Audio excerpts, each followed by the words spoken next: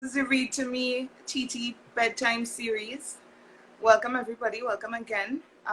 We're gonna start in a little while and we'll introduce ourselves formally, but for now we're just letting the audience build up a little bit. I haven't seen this space in a while, so this is nice. Definitely. Hey girl, K Alcala 14. What's up? I mean, I've been inside. I have been fully inside for the past several months. Um, I don't know what sunlight looks like. I And hear you.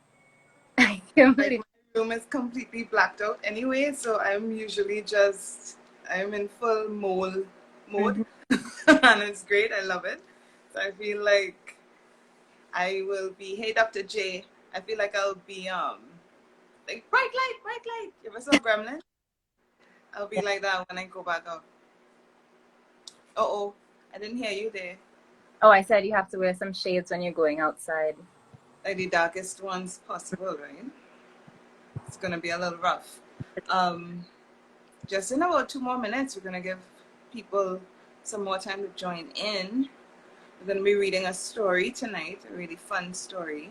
It's I'm excited. I did this before with Shari, Mm-hmm.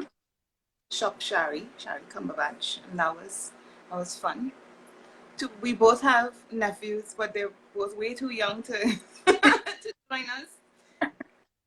I actually think my nephew is watching, but like only half watching right now. Right. Yeah. My nephew is not here. He will try to eat the phone. So we're not gonna do that. We're just gonna leave it. I think we could probably get started Okay, now, yeah. let's get into it. All right. So hi everybody. I am Mel Gabriel. I'm the editor of Caribbean Lookbook. And welcome back to another night of the Read to Me Chee Chee bedtime series. I'm joined tonight by Amalda Quong Sing. Okay, guys. And Amalda's gonna tell you all about herself now. Yes.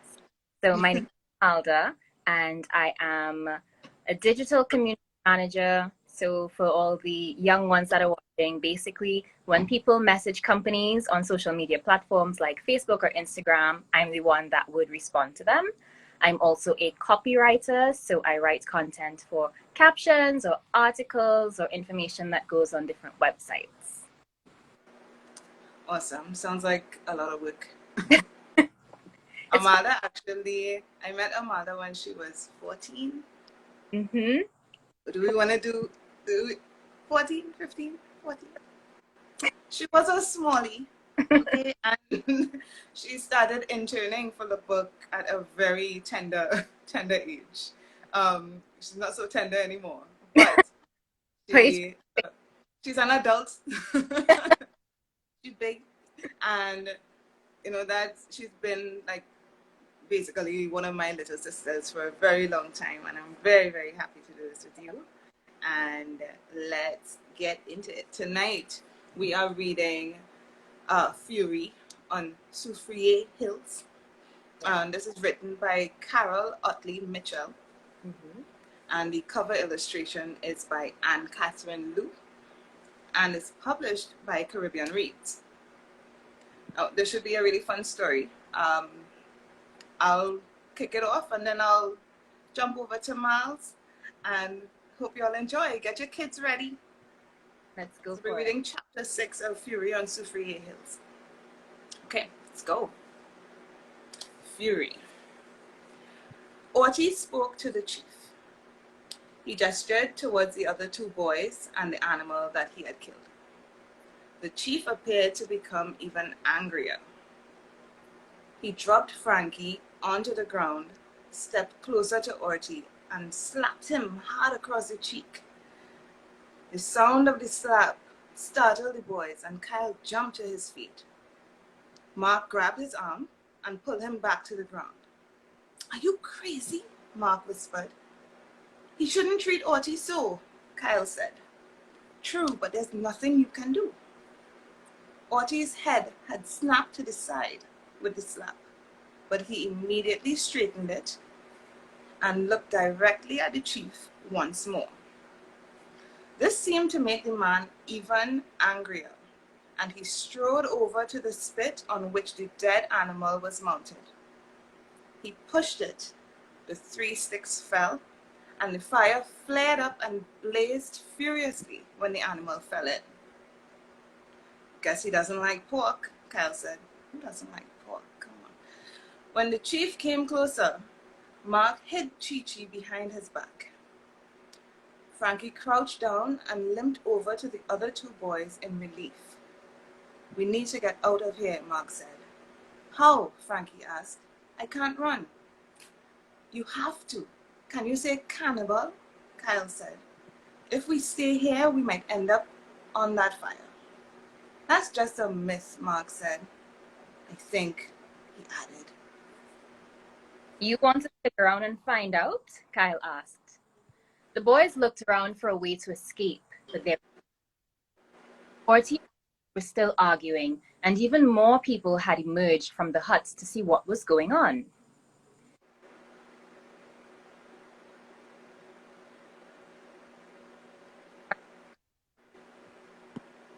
Orty were still arguing, and even more people had emerged from the huts to see what was going on. They were all focused on Orty, and the chief also between the boys and the compound gate, so escaping that way was not an option. Chee Chee tugged urgently on the back of Mark's shirt. He seemed to try to pull Mark back towards the huts behind them and away from the gate. Chee Chee wants us to go that way, Mark said, pointing behind him. Where? There's no way out back there, Frankie replied. Maybe we could find an empty hut and hide until we figure something out, Mark suggested. How will we know which ones are empty? Frankie asked. You got a better idea? Kyle asked. Frankie said nothing.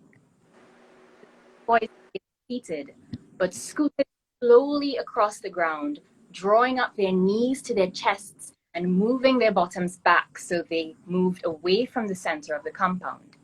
They paused between each movement, hoping not to attract any attention to themselves. They moved slowly, but they succeeded in making it across the compound, past several huts, and to the entrance of a small, round hut without raising any alarm. The boys slid inside of the hut's doorway. It was dark and quiet inside of the hut. The boys sat on the floor and discussed their situation. Now what? Frankie said. There was movement at the back of the hut.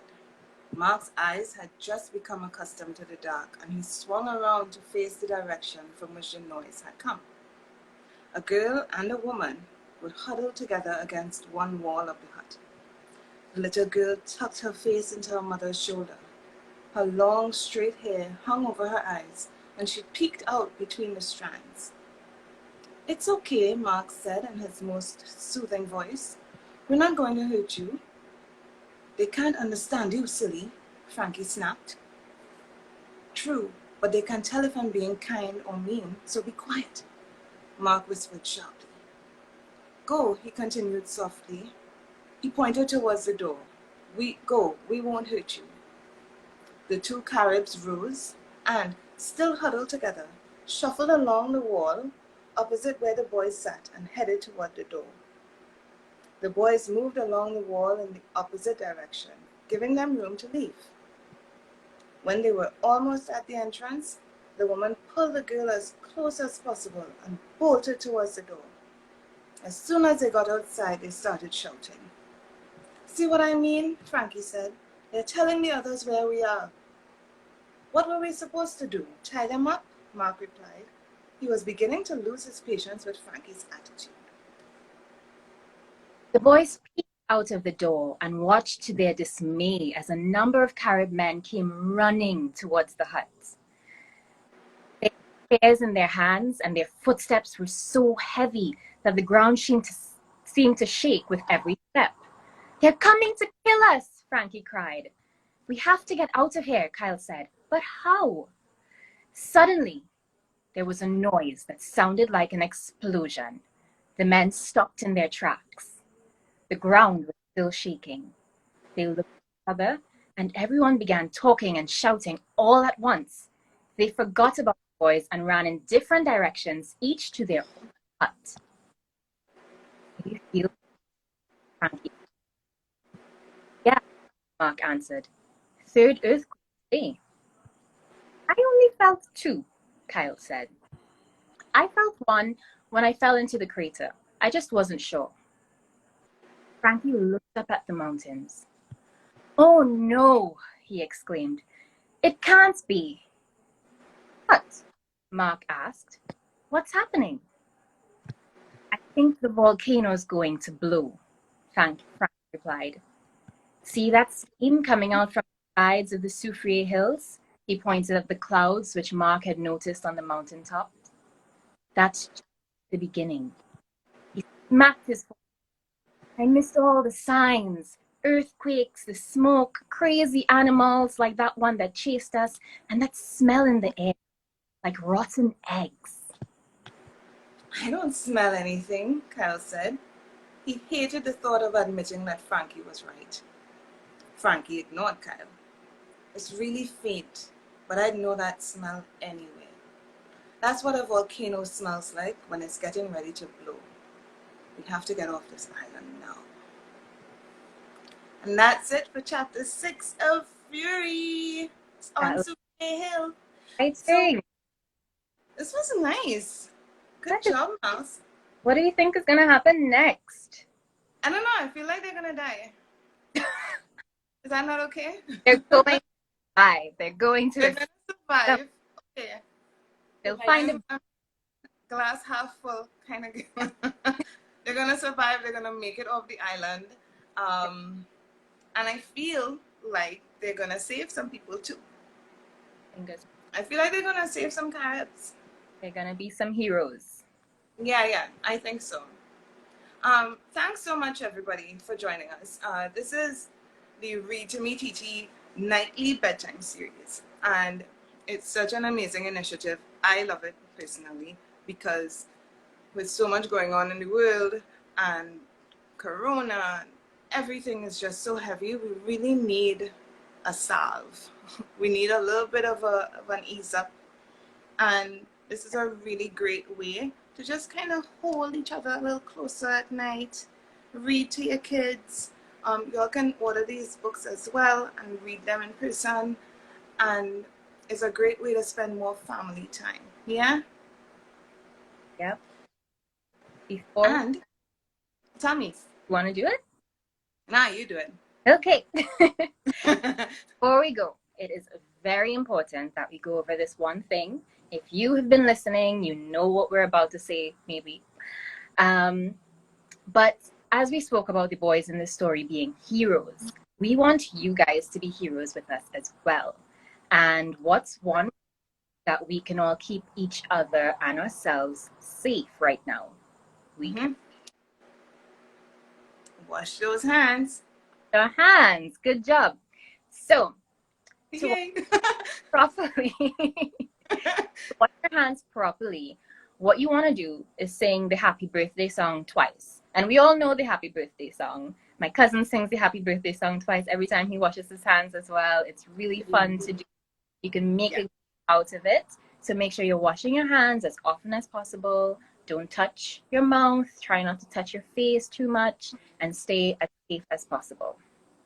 Also, we're all about the masks. And there are tons of places you cannot go without wearing a mask. It's just not safe. It's not wise. So grab your mask. Grab your breathable, safe mask. You can get them from any pharmacy. You can get them from designers now. You can make them at home. You can use a bandana. And just make sure you wash them. As soon as you're done using them, you keep your mouth and your nose covered. So don't have your mask hanging down. Don't have it like a headband. That's not the wave. We want masks here. Wear your mask. Stay safe. Keep others around you safe as well. And let's all just try to make it through this together. We're in this together. We can be heroes together. And that's just the life we're about right now. I don't like to call it the new normal. But for right now, this is what we need to do. So let's just do it. And let's do it together. Yep. And Thanks so much, guys. Tell your mom and your dad too, and your granny, cousins. Tell everybody, yo, all these mask your on. friends. Yeah. Yeah. Wash hands, mask on. If you have to sneeze and you don't have a mask, you're sneezing into the crook of your elbow. Okay? Mhm. And we're trying to stay safe. So thanks so much. Thank you, Amalda. Thanks for having me, Read2Me, Chee Chee, for having us. guys, so much. And thank All you right, for guys. Definitely. Thanks, guys, for paying attention. Good night, kids. You all be kind. And remember, Black Lives Matter. listening. Bye. Night, sleep well.